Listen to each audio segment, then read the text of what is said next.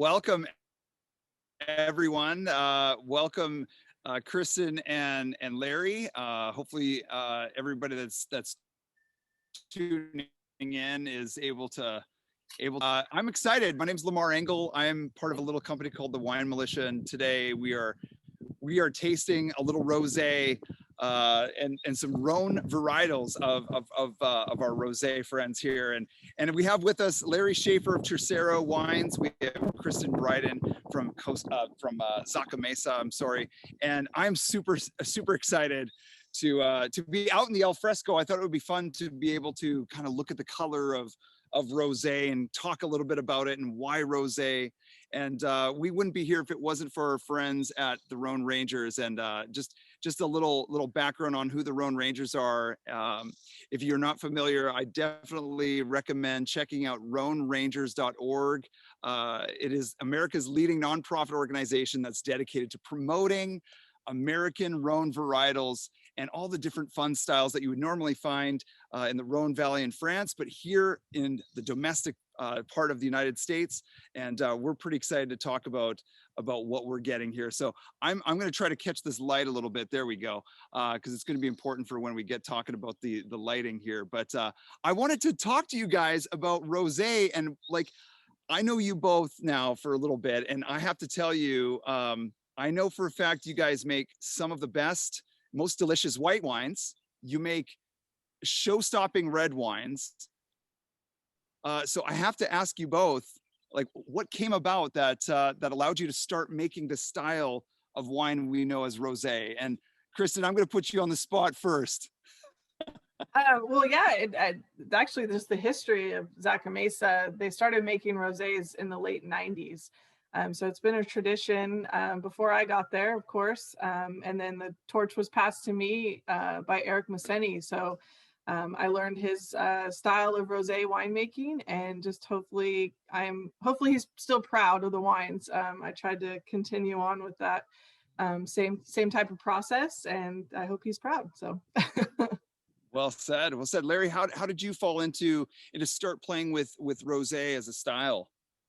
I started making rosé when I started making my own wine in 2006, and it was when I started, I started using the saignée method, and we'll go ahead and talk about the methodologies later. But it really took me about 5-6 years before I kind of got my feet on the ground and I understood a style that I was actually trying to make. And I take rosé as seriously as any other category of product. And it's interesting that that's not necessarily the way a lot of winemakers think. And it's not a way a lot of consumers think either. It's changing. I think consumers are now understanding that there are serious rosés, but it's definitely a challenging wine for me to make. People oftentimes ask me what the most difficult wine to make is.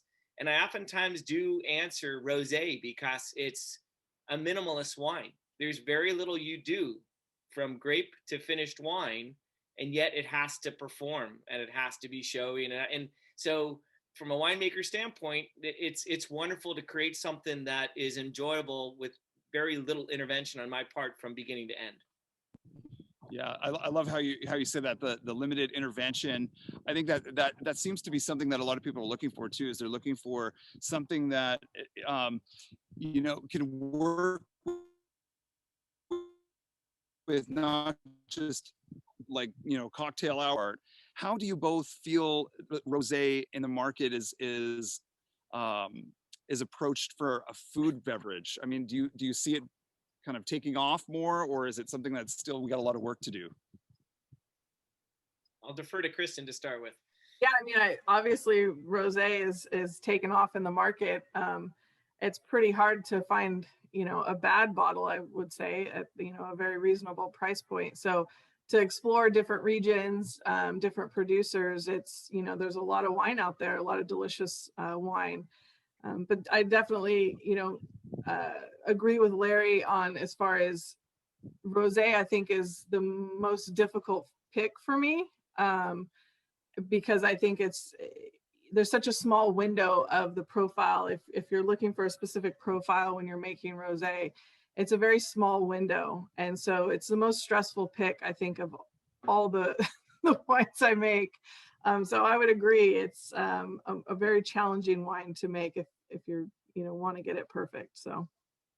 And from the marketplace, it's pretty interesting because Lamar, I used to live down in Orange County, not too far from where you are, and I remember going into restaurants 15 years ago, and they might have one rosé on the list. Maybe they'd have one rosé on the list, and they would never want more because there was never a demand for rosé.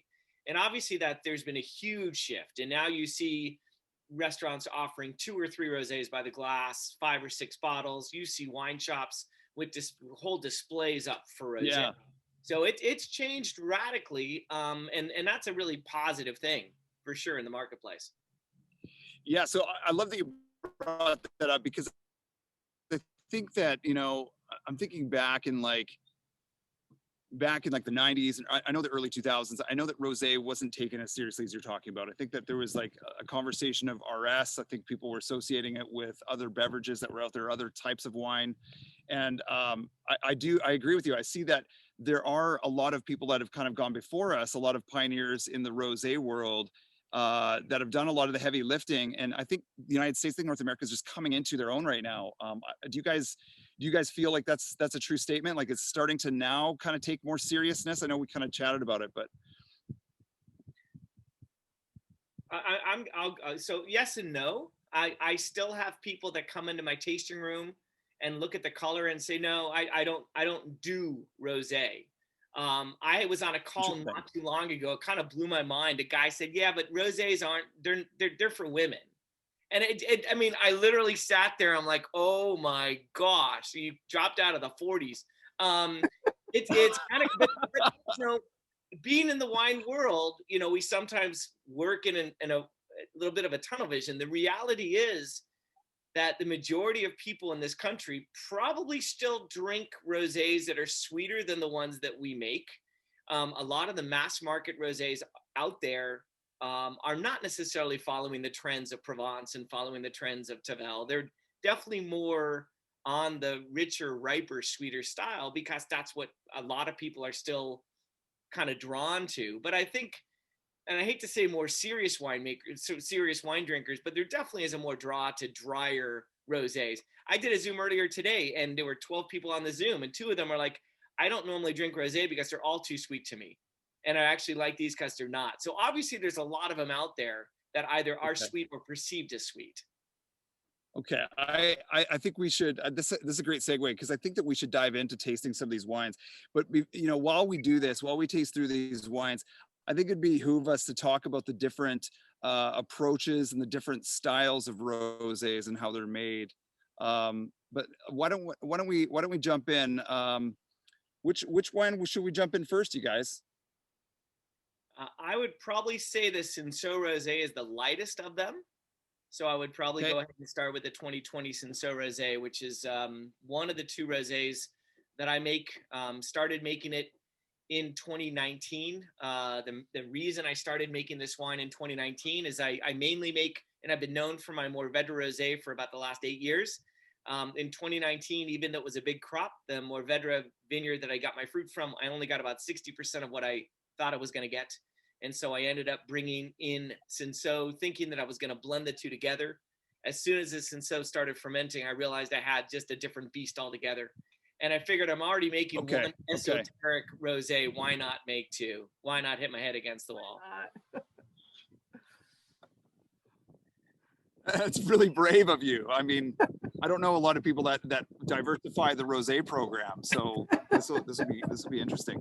So let's dive in. Cinsault Rosé. Larry, talk to us about the production style of this guy, because I'm really curious. It's very light. I'm trying to get the natural light. That's why we're out al fresco today. I want to get some natural light on this because we're going to see all sorts of different shades. And I love that you have the lighting there too, because you can kind of see. I mean, this is like, I love the label, Larry. It shows a little bit of that true to form color that you have kind of captured there. I love that. That is fun. So you can kind of see it a little bit. It is the lightest rosé color I think I've ever seen. And it's funny because I have these shiners here up on my wall, and I used to pour the shiners for the first month or so. I'd pour the shiners, and people are like, well, why are you pouring me a white wine? So even having the label on it gives it much more of a deeper, darker appearance, even though it's not deep and dark. But it's a very light colored rosé. I made it. So in 2019, I brought the grapes in, I foot stomped them, I kept them on the skins for a couple of hours, started fermenting it. And a week after I started fermenting it, it literally had 0 color. And I kind of freaked out. I'm like, it's a rosé. I got it. So I ended up bringing more Cinsault in for my red program. And I left it on the skins for 2 days, and I bled some of that off and stuck it into the ferment. So I didn't do it after fermentation. I did it during fermentation to try to bump up the color a little bit. Well, in 2020, I decided, you know what, let's just do this. I foot stomped it. I left it on the skins all day for about 6 hours. And then at the end of the day, I pressed it.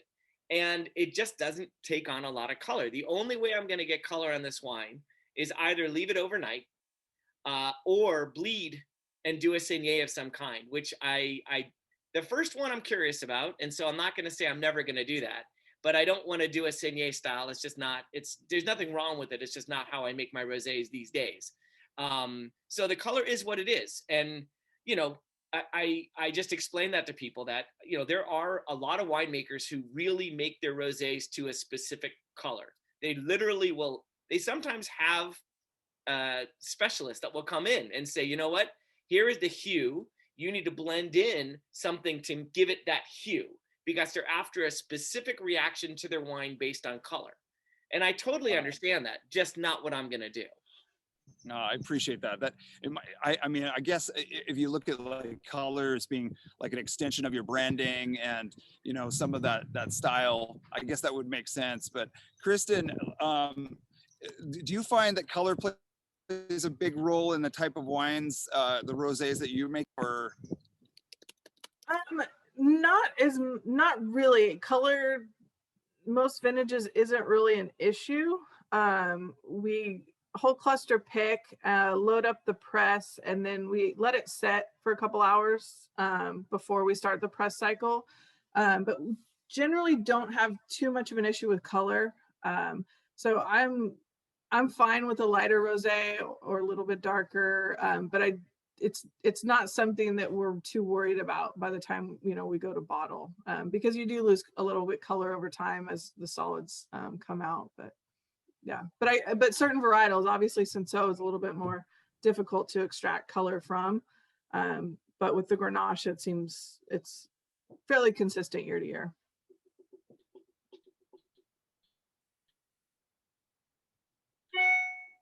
So, okay, so this is good. So we're talking a little bit about, Larry, and just correct me if I'm wrong, we're talking a little bit about the saignée method with this particular wine, like for the most part. Am I correct in understanding this is, sorry, I was breaking up there. So this is considered mostly like a saignée method for the most part? No, this is not considered a saignée method. No, this is and as I was saying, it's there's nothing wrong with that methodology. There's a lot of rosés in the marketplace made in that style, but no, this is foot stomped by me and then left on the skins for 6 hours and then pressed. So it's not limited skin maceration. There's skin maceration. Yeah, so it's not direct to press, right? Direct to press literally would be you bring the grapes in, you do what Kristin does, you direct to press it, and then you either let it sit there for a while or you go ahead and press it immediately because you want minimal skin contact. In this case, I do want some skin contact. I just don't want a lot of skin contact. Now, I could stick it in the press and twist it turn it a couple of times, and that would start extracting it. But since I foot stomp everything, I'm just going to foot stomp it because it's part of my MO. So it's what I do. So again, the question with a wine like this is, I believe that there's enough texture and enough flavor and enough aromatics in this that I don't really care what the color is. If I didn't feel that way, I would leave it on the skins longer to develop more. But that is a challenge. And you're never really certain, right? Because you can't go backwards, right? You can always undershoot, but if you overshoot, there's not much you can do. And you really are not going to tell what you're not going to tell what the true color is until after fermentation is done. Right. Because it actually has a deeper color at crushing, and then the color falls out during fermentation. And then when you hit it with sulfur dioxide, it falls out even more. So you wouldn't know until the very end. I love it. So I was surprised by the aromatics of this upon first smell. Of like it is very expressive.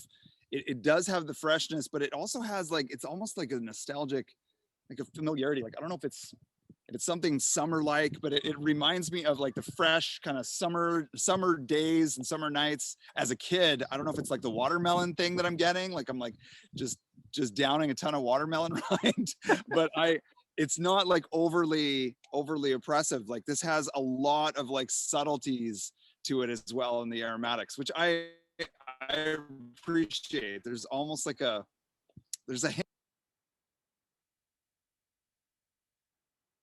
So let's keep chatting. I want to talk to you, Kristin, about your style of rosé and kind of how you approach this. And then I have a question for both of you that I want to ask you guys. But I'm kind of curious because obviously this is you know, Larry had a little bit of the limited skin maceration, obviously just a little bit. But talk to me about your rosé. It's a rosé of Grenache. Yes, yeah, it's 100% Grenache. So it comes from two different blocks on Zaca Mesa. So it's a state vineyard. It actually comes from two of our older blocks of Grenache on the property. So one of them was grafted in 93. So the original rootstock was planted in 73. So a nice root system. Yeah. And then the other part of the blend is from Cushman F block, which was planted in 96. So just a couple years later. So it's a combination of those two. The thing I really enjoy about rosé made from Grenache, specifically from our site, is actually the tannin profile. I enjoy just a little bit of tannin in Grenache, and so I feel like with a little bit, not too much skin contact, but just enough, you can really pick up some of that texture from those. The site of Cushman F has got a lot more Monterey shale in it. And so that in general, when we make red wine out of that block, it's very structured Grenache that needs some time in barrel. And so when we use that as a blending component in this wine, it really offers kind of a little bit of that framework. So a question came up here from one of our viewers that I think is a great question because it segues nicely into something I wanted to ask you both, but specifically you, Kristin, about this wine. This is 13.4% alcohol. What role does alcohol play in the finished product for you for this particular wine? Does it play a lot in mouthfeel? Does it do any kind of like, does it play with aromatics? Like what is the ultimate goal for you? Yeah, so I mean, when I'm deciding on picking for rosé, I'm not necessarily thinking about alcohol as much as I am thinking about the flavor profile of the grapes, the acid level, and just knowing that when I pick, you know, what I'm sampling and tasting is what I'm going to get in the whole cluster. Grenache grapes, the clusters are really big and they ripen unevenly. And so with rosé, you really have to make sure that when you're in the field sampling, you're getting a representative sample. When you're tasting that juice sample, it's representing the full pick, because you can, you know, if you only taste one side of that cluster that's in the sun, you may pick too early knowing that the back side of that cluster is a lot greener. So as far as the alcohol, I typically pick rosé anywhere from 21 up to 23 bricks. You know, it's not necessarily the finishing alcohol, but really what's happening on the vine at the time. Sorry, I realized did I say 14.3? I meant to say 13.5. You said 13, yeah. Okay. So let's talk about the exposure, the bunch exposure for a sec. Can you walk through kind of for viewers to see that, if we're just take us into the vineyard and if you see that process happen, what's the next step there for that?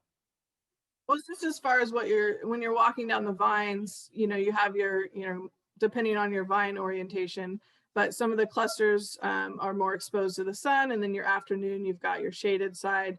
So the side of the cluster, because Grenache is such a large cluster, it just doesn't ripen as evenly as something like Pinot Noir, which is a very tiny cluster.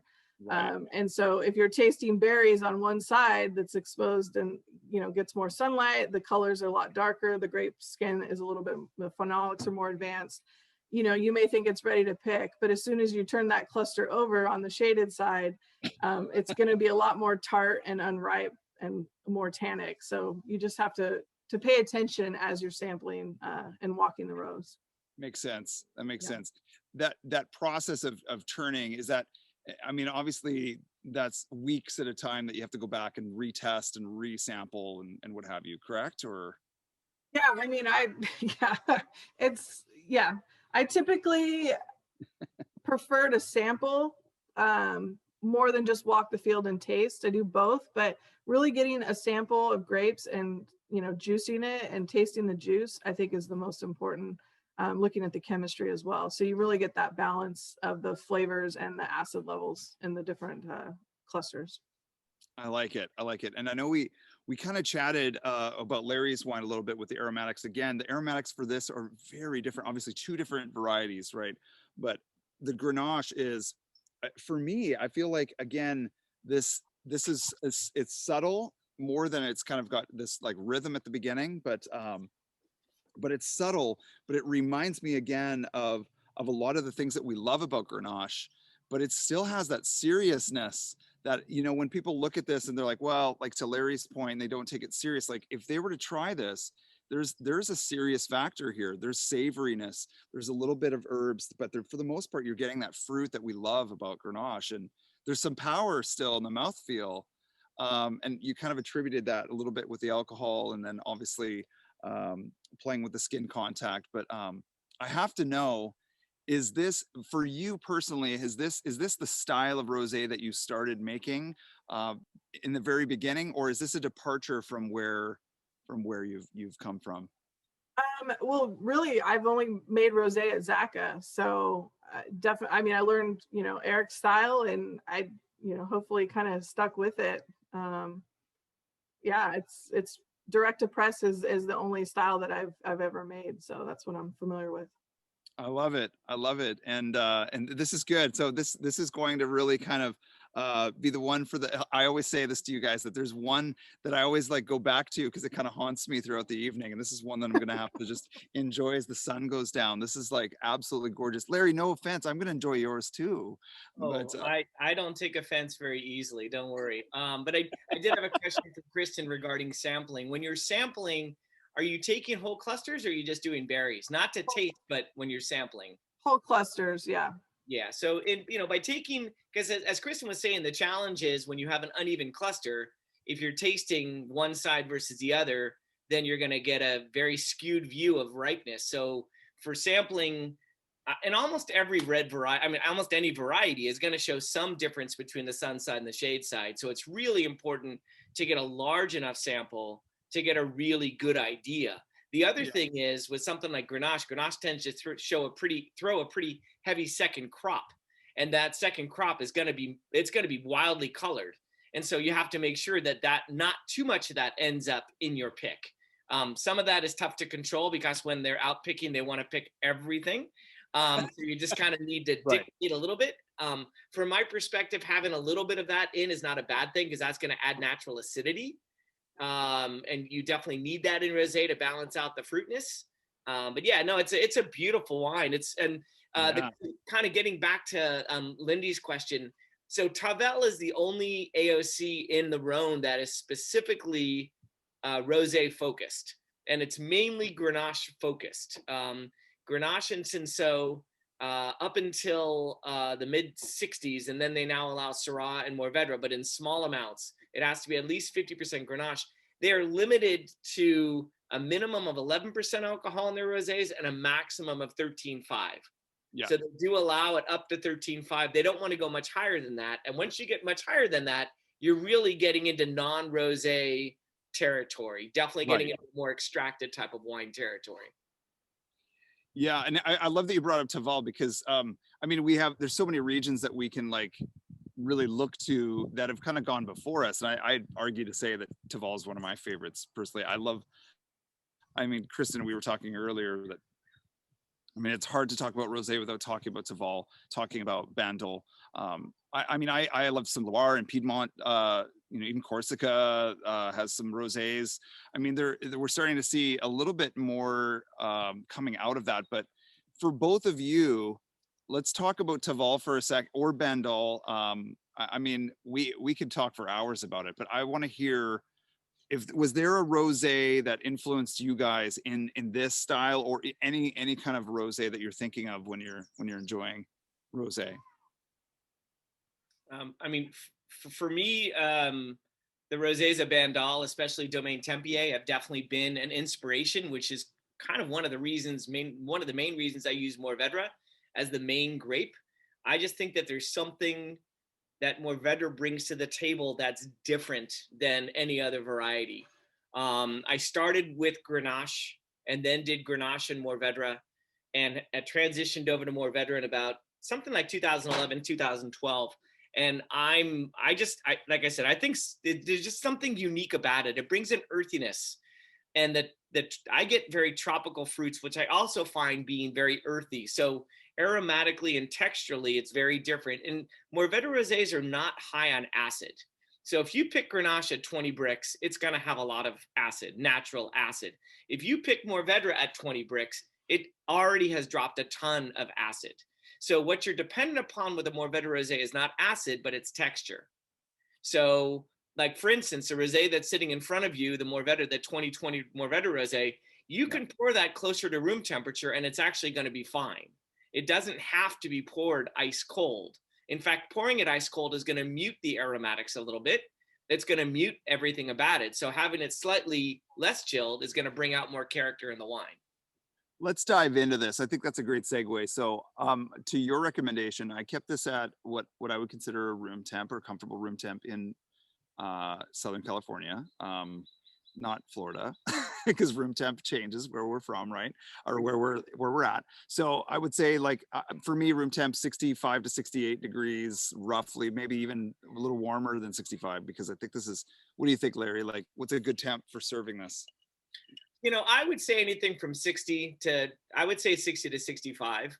I don't mind it being a little colder and let it warm up. I mean, I don't want it to get to 75 or 80. I just don't think any wine is enjoyable at that temperature. But, you know, the point being that it can be, you can pull it out of a cellar at 55. It doesn't have to be 45 or 40 as most rosés are going to be when you pull it out of a regular refrigerator. Okay. So tasting this, I'm looking for what are the key indicators for this particular Mourvedre rosé, because I know that you've played, like, I love seeing, you know, we have Grenache and Kristin's Grenache, we have the Cinsault, the Mourvedre. I guess the question that I want to ask is, like, how come we don't stick to just one? I mean, you have all these different styles, but is there one that you favor over others? It just depends on how you feel, or what's the motive there? So Lamar, do you stick to one type of music? That's a great argument. I mean, Larry gets bored, Denise said. Yeah, you know, is it a boredom thing, Larry? I mean, honestly, you know what? I'll tell you. In fact, I had somebody last year is like, you know what? You should just do 6 different rosés. He said, you know what? You would kill it with 6. And I mean, the reality is that why not? You know, rosés are very unique wines, and they really can be expressive of the variety if treated well. So it's not outrageous to think you can do 4 or 5 different rosés. I do believe that there are some varieties that work better for rosé than others. I look at varieties that generally drink well right after pressing as being probably pretty good to have for rosé, and other ones that need a couple years in oak, they're probably not going to be good when released immediately. But you also need to understand that when you ferment for rosé, you're fermenting cooler normally than you ferment for red wine. And so what's going to be released from the wine during fermentation, the skins from during fermentation, or the wine from fermentation, is going to be radically different than what a red wine. So this Mourvedre rosé is not going to remind you of a Mourvedre per se, because it's fermented cold as opposed to fermented warm, and it's fermented without the skins. So it's not going to have the same characteristics. So every variety is going to have kind of 2 personalities, one with a rosé potentially, and then one is a red wine. And some are just going to be more interesting, I think, as rosés than others. I love that you said that, because that, I think, was the number one question for me, looking in, being new to wine. I'm like, so it says Mourvedre. What are the differences between that and the red? And I think that's like that's the one thing I always wanted to know is like, are they similar? Are they different? And you definitely answered that. I think there are the similarities. Like there's still a little bit of power, but it's more the finesse and the elegance.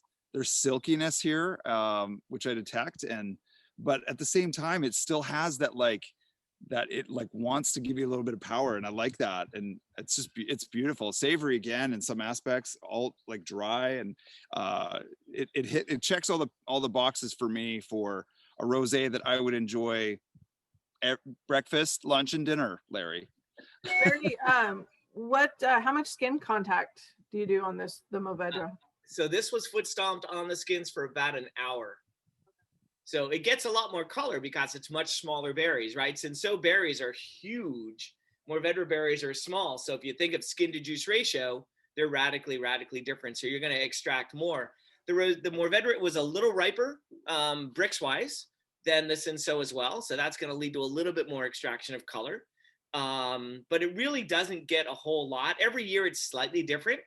And then it's on the skins for about an hour approximately. Then it goes into the press, and the press cycle is another hour or so. So it's seen a little bit of skin contact, but not a lot. But underripe Mourvedre has beautiful, noticeable tannins, and I want those to come out in this. I want there to be some structure in this wine.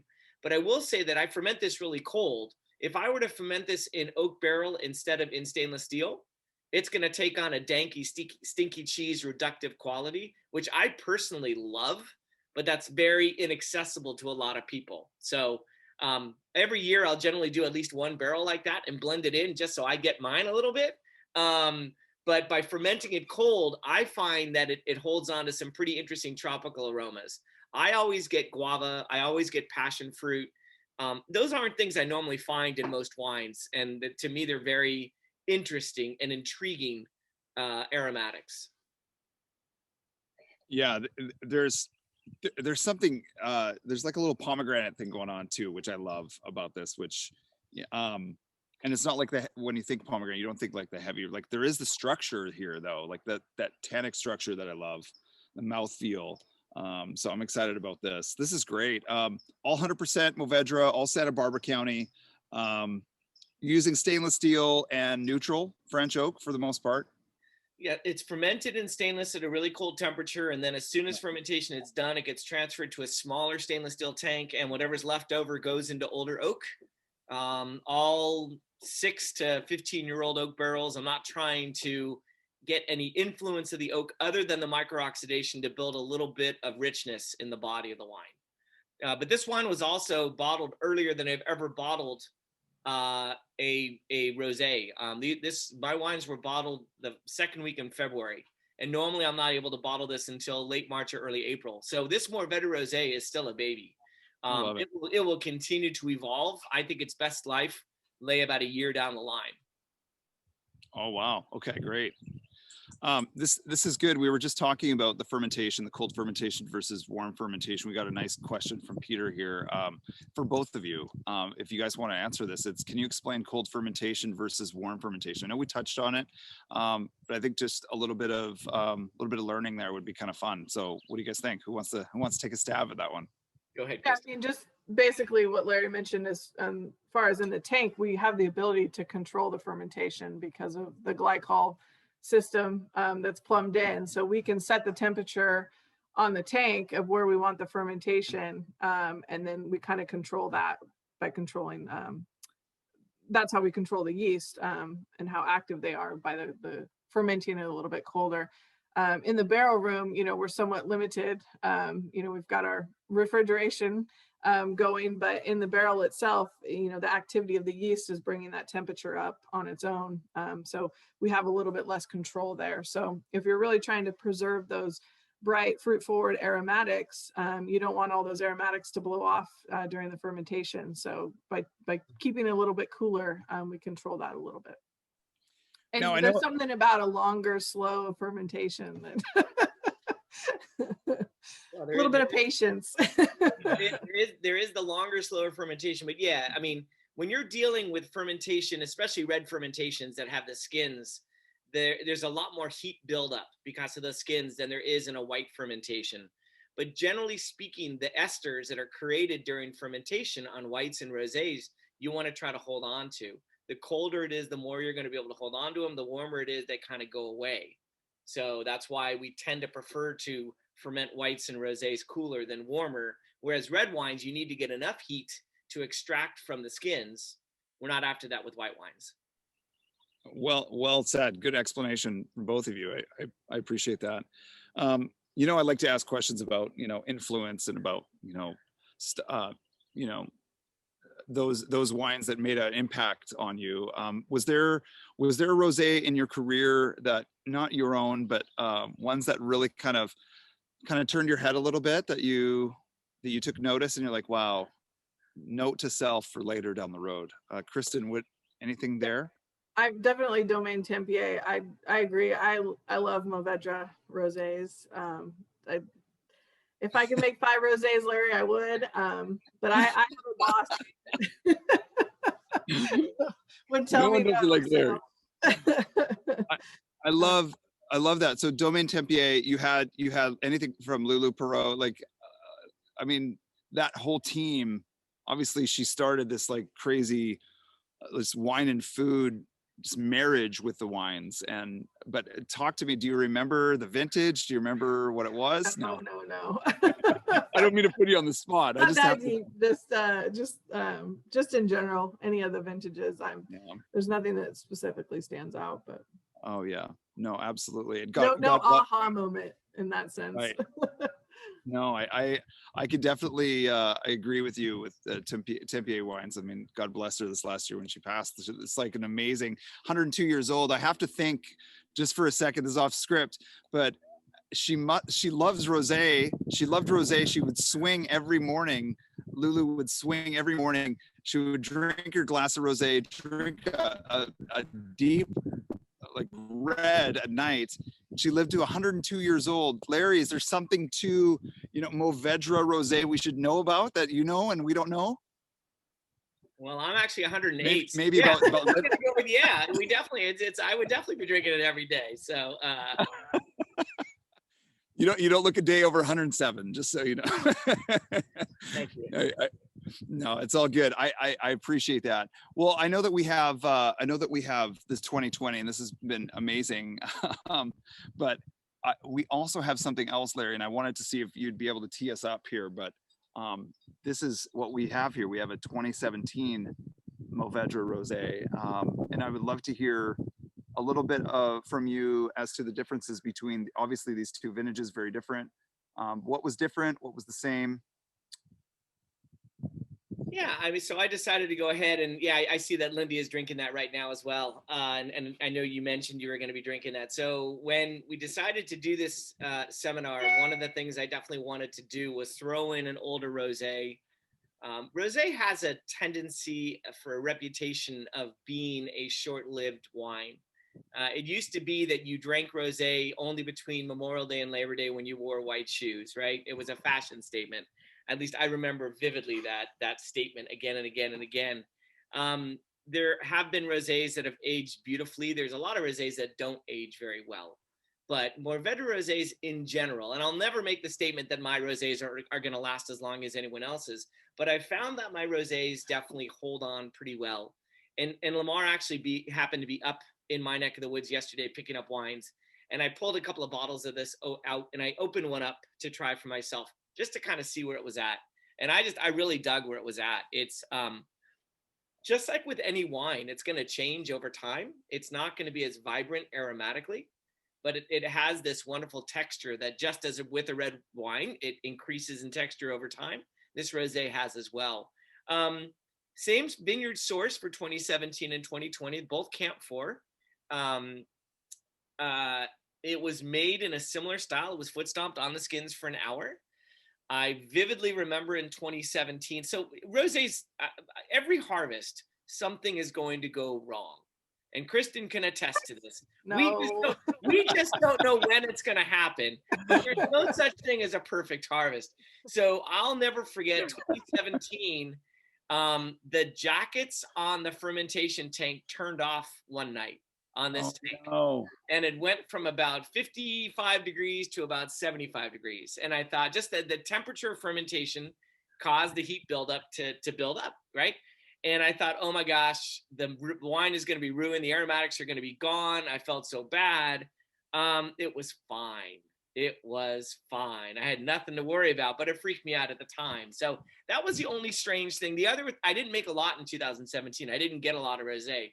I didn't get a lot of Mourvedre for Rosé, so it sold out very, very quickly. So this was a wine that I didn't make a lot of. That was my only problem with it. But no, similar. 2017. I picked it probably a couple weeks before I picked the 2020. It was just ready earlier, but it definitely still it had beautiful life in 17. It had beautiful life in 18. And I've enjoyed it since. So I'll open up a bottle every couple of months to kind of see where it's at. Larry, this is phenomenal. Like, and Kristin, I know you're jealous, but honestly, I'm jealous. I offered it to her. Well, you told me today.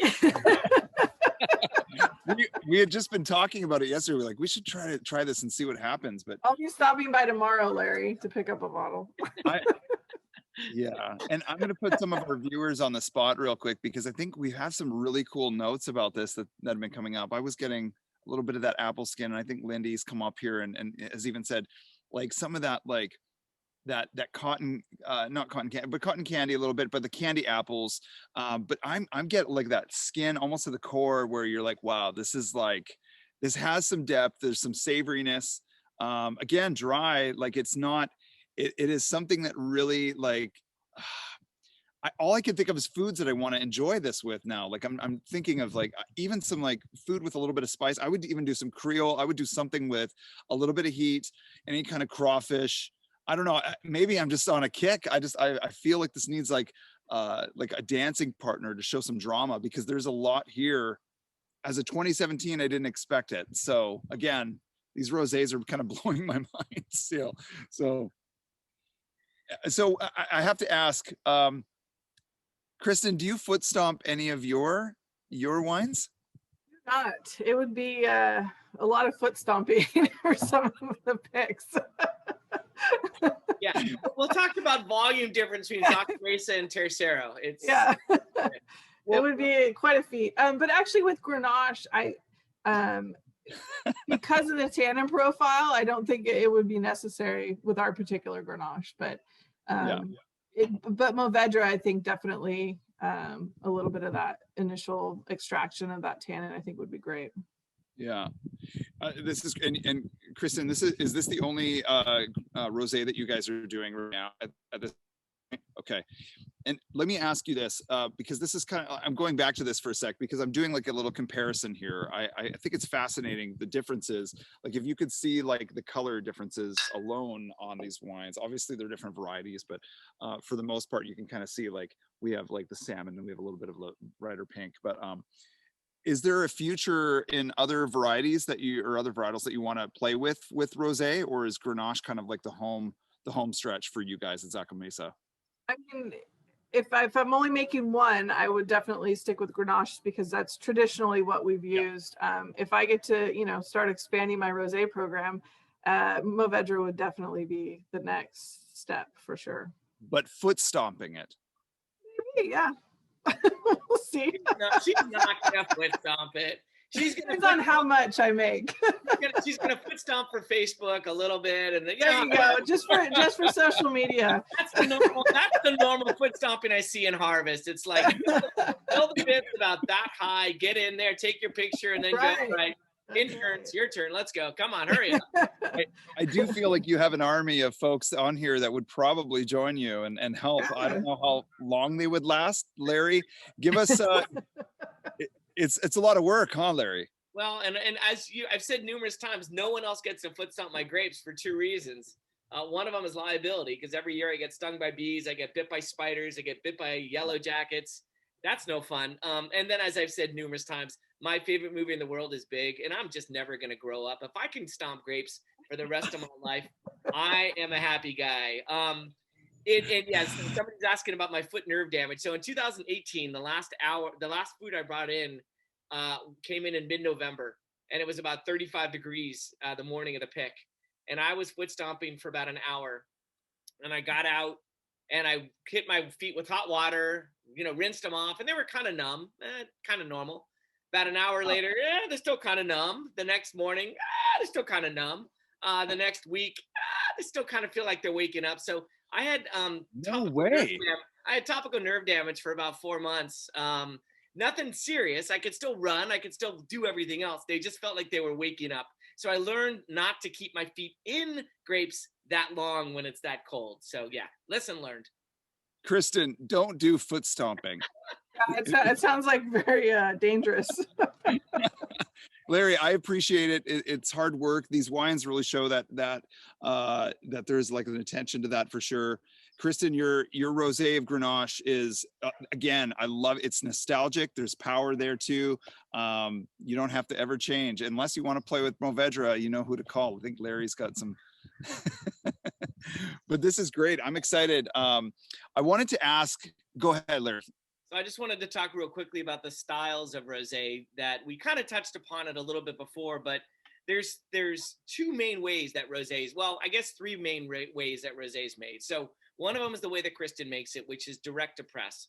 Grapes come in, you do nothing to them, you put them directly in the press. You might leave them in the press for a little bit, but the idea is they're really being untouched, right? Right. The kind of the middle way is what I do, which is to foot stomp them to give them a little bit of extraction.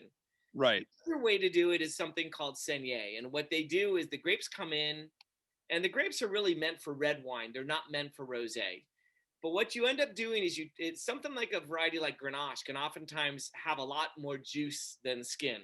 And so you'll pull out a percentage, 15, 20, 25%, depending upon the individual producer. You'll let it sit on the skins for a day, and then you'll pull out 10, 20% of the juice, leaving the rest of the juice in the skins there.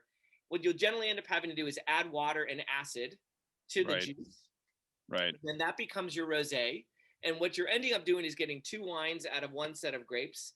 And you're also concentrating the red grapes that are left, because now you've changed the juice to skin ratio. Right. Right. So that's the other way of making rosé. And that style of rosé is still commonly made. Yeah. It used to be that was kind of the throwaway, that, okay, we're going to make rosé because we have this stuff that we bled off because it was a big crop. So let's just go ahead and make rosé. And there still are people that do that. Yeah. But for the most part, people make a concerted effort, either from an economic standpoint or from some other reason, to go ahead and make their rosé in that style. Some people poo-poo that style just on principle, which I think is wrong. I have a problem if somebody does that and does not water it back, because then you're going to end up with a 14.5 or 15% rosé. And I've had those, and they're just no fun. They're just high octane. Yeah. They're just, I mean, it just to me, it just doesn't work. They're going to be more like light red wines, but they're not going to have much body. So I have no problem with saignée, and that's again how I made my rosés for about the first 6-7 years of making wine. And economically, it worked for me. And I didn't think of doing it any other way until the opportunity came for me to do it a different way, and I've just never gone back. So we talked about maceration. We talked about direct press. We talked about saignée. Is there anyone that does blending like they do in like champagne? Or, I mean, it's not as common, but the blending of white and red together in that aspect? I've heard of people blending in Sauvignon Blanc into rosé. I've heard of people blending in Gewürztraminer into rosé. Some of it is above board. Some of it probably happens below board. But there are producers that will state that they do that. It is actually, so going back to Europe, in Bandol, for instance, Bandol has to be at least 50% and maximum 95% Mourvedre. But you can have Cinsault, you can have other varieties, but you can also have Claret in there, and you can have Beurre Blanc in there. So you actually you can press white grapes at the same time and ferment it together, should you want to do that. It's a little different than what you're talking about. But fundamentally, you've heard of that happening. Does that happen? It's not something that you see a lot in the United States, I mean, for the most part.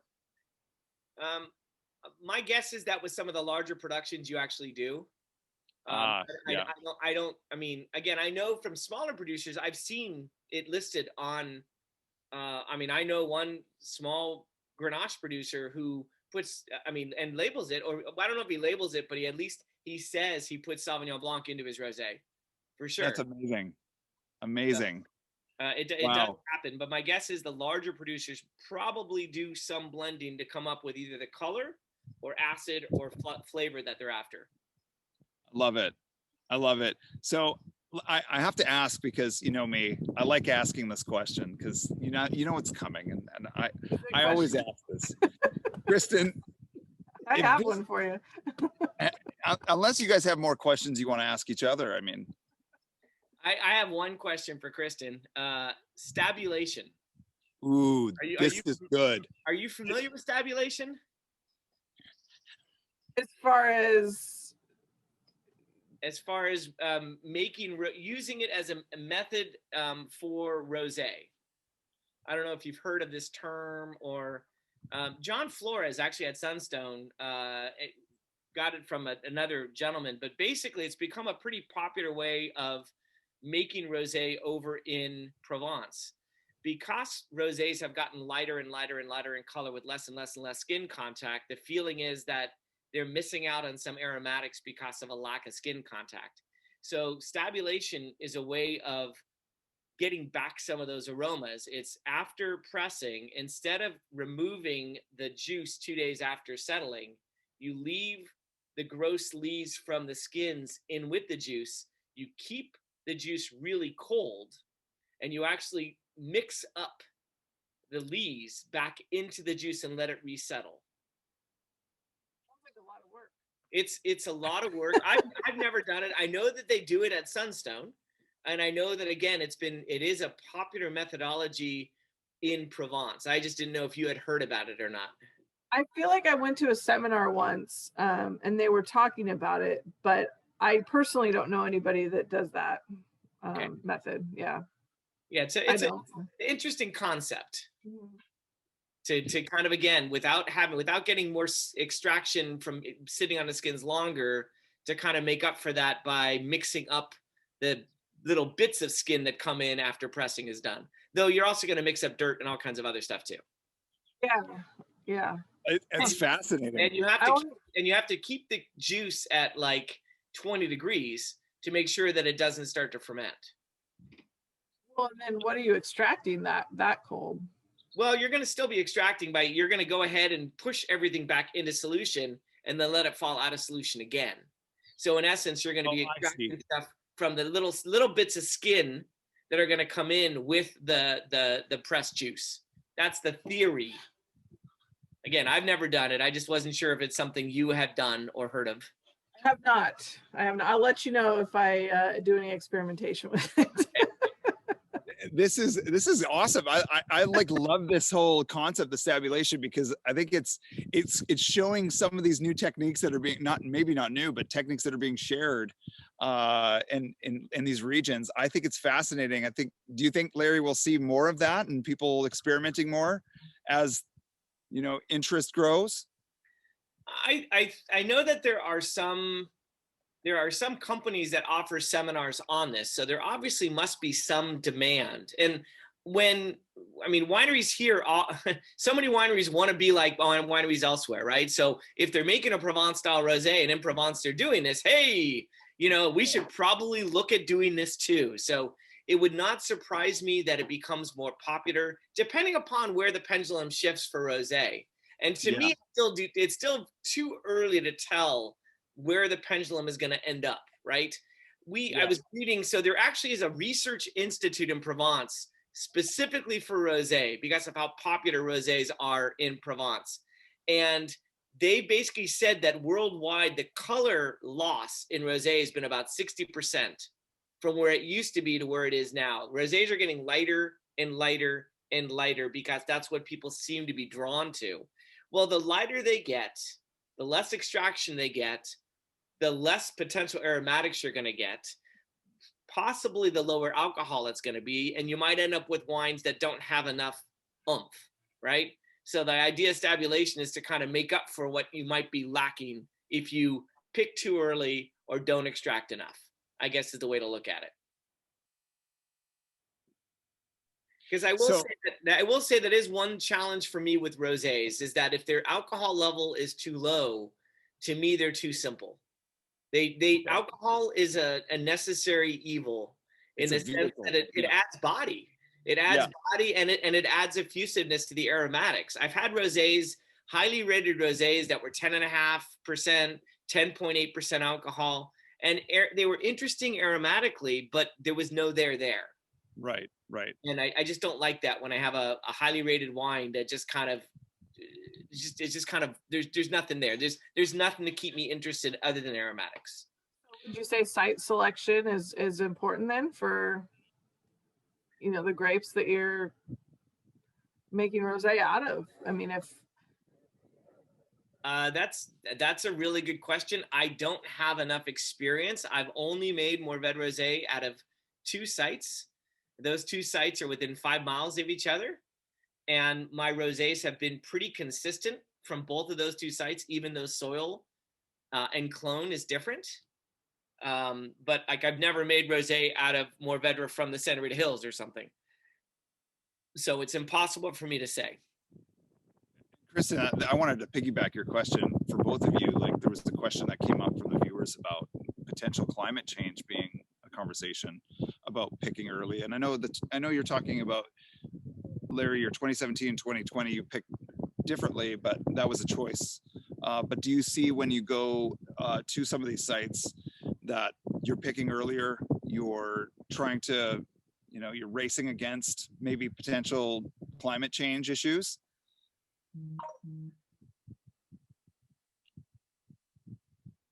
I mean, I haven't noticed anything specifically, I'd say in the past 10 years, with, at least with Grenache specific to rosé. Grenache usually crops a fairly big yield.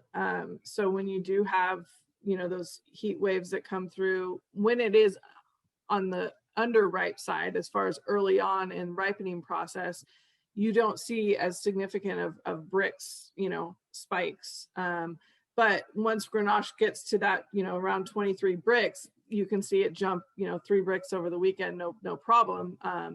So specific to rosé, I mean, I would say no, but other varietals, yes. Okay. Yeah. Or if you're doing Pinot Rosé, for instance, the clusters are so much smaller, right? Yeah. When you're dealing with Mourvedre, when you're dealing with Grenache, when you're dealing with Cinsault, those are all pretty large, buried, and large clustered varieties. It takes a big temperature swing to move them heavily. You still need to be in the vineyard. You still need to be cognizant of weather, of watering in the vineyard as well. You have to kind of look forward. But in terms of, I haven't found with any of these, with the varieties, the 3 varieties that we're talking about today, that there's been a huge rush to pick. But then again, I'm also picking, my rosés are coming in at about 20 bricks. So at that point, they're moving pretty darn slowly. When you're dealing with Grenache, like Chris was saying, at 23, that's already on its way to becoming closer to becoming a red wine, right? Yeah. I mean, Cinsault's never going to get to 23. I mean, right. I could like take a torch to it and it might get to 23, but it's not going to. Mourvedre, on the other hand, will, but it's gonna be in November that it's going to get to 20, like 24, maybe in November. So, yeah. Well, you answered the question that came from Sunshine. She asked, do you pick your rosé based on brick or pH, bricks or pH? So, so I think you answered it there. I think. Well, I mean. I would say a third thing is important as well. I think that texture. You know, well, okay. So I will say that it's very interesting when it comes to science and winemaking. Mm-hmm. Generally speaking, pH and acid have an inverse relationship.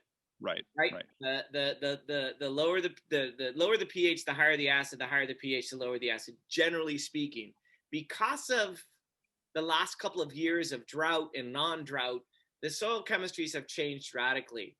In Sunshine, the only thing I can say is if you're only depending upon pH, you're probably going to have some wines that are not going to have as much acid as you think you're going to have. I'll put it that way. This was 2020 was one of those years where you picked white grapes and it came in at 3.3 pH and you're like, great. If you didn't run titratable acidity to see that there was only 5 grams of acid, you might have thought you were okay. And you probably didn't realize anything might be an issue until after fermentation is done and you run a full panel. So I'm not a numbers guy. I don't think you need, I mean, I have a master's degree, right? From Davis. I understand all of this. I don't think you need too many numbers, but I think from a winemaking standpoint, you need a couple of parameters. I think it's unrealistic to say, oh, I tasted the grapes and I knew exactly what the bricks were. It's pretty difficult to do that. So you do need you need some science. And I think Kristin and I probably both share that basic idea that you need some. You don't need a lot, but you definitely need to understand bricks and pH and titratable acidity at the same time to kind of see where things are at. So, but yeah, when I'm picking for rosé, I mean, I'm looking at all of these things. I know I don't want a higher alcohol rosé, but I don't want it to be too low either. So bricks really are important in the whole scheme of things for the reason I was talking about with body. Well said. I appreciate that explanation. That really fits that for sure. Well, you guys, I think we've come to that time in the day that we have to ask a very important question. Kristin, if you could describe this with music, this particular Rosé of Grenache, 2020 vintage, what would it be? It could be a song. It could be an artist. Who would it be? I did cheat because I knew this question was coming because it comes every time. I asked my associate winemaker because he's a big music guy. He said the Chromatics. That's who he would. Oh, whoa. Okay. I know. So I'm going to stick with that. Have you heard any Chromatics before? I listened to it today. So. Hey. and I do agree, actually. Do you? Okay. I do. It's very cool. Yeah. We'll let you off the hook on this one because. Right. But what would you describe? I could have just pretended like that was my answer, but I told you the truth. So. No, I appreciate that. Larry has 3 to answer, but Larry, pick which one you want to. I mean, the 2020, 2017, maybe. Oh, I'm going to give an overall answer for my enjoyment of rosé. Fair enough. Rosé are the Go-Go's before they get signed to a label. Rosé is just fun. Yes. It's rip it up fun. You want to just dance to it. You don't want to think too much about it. You can, but you just want to enjoy it. Yeah, I agree. Well said, both of you. I'm very impressed. These rosés are off the charts, and I do hope we see more rosé in the future and championing all styles. And these are incredible. So congrats to both of you. Cheers, you guys. Thank you guys. Thanks to everyone that was chiming in on the questions. That was very appreciative. You guys are great. And we'll see more of you down the road, and stay tuned to the Rhone Rangers. Any final words, you guys? So we'll be drink rosé. drink more rosé, please. So we have the next 2 of these are already planned and already on the calendar for the Rhone. If you look at the Rhone Rangers calendar, we're going to be looking at lighter and brighter white wines. So that was going to feature. It's going to be Viognier and Claret Blanche, and then we're going to be doing a lighter red tasting as well. And then the Rhone Rangers on the national level is also doing them. So keep abreast of those as well. And I think that is it. I think we lost Lamar. I think he was only, you know what? We only paid him for an hour. So I think his contract was up. So I guess that's it. But I want to thank you, Kristin. The wine was beautiful. Appreciate it. Oh, he's trying to come back. Oh, there he is. So I'm sorry the check bounced. I really am. But yeah, we'll oh, now he has no volume. That's not good. Asked to unmute. Okay, you need to unmute, Lamar. But yeah, so we have more of these coming up. So the whole idea here is to really educate people about what we have going on here in Santa Barbara County in terms of Rhones. We continue to not be as well known for Rhone varieties as maybe we should be. So these are an attempt for us to kind of let you know what's going on here, the diversity of winemakers that we have, the diversity of wines that we're producing. And come on up. The wine's fine here. Join us here in Santa Barbara County. Love it. Well, thanks, you guys. Appreciate it. And unmute Rosé. Unmute Rosé. Appreciate it, guys. All right, guys. Enjoy. Thanks, guys. Cheers, everybody.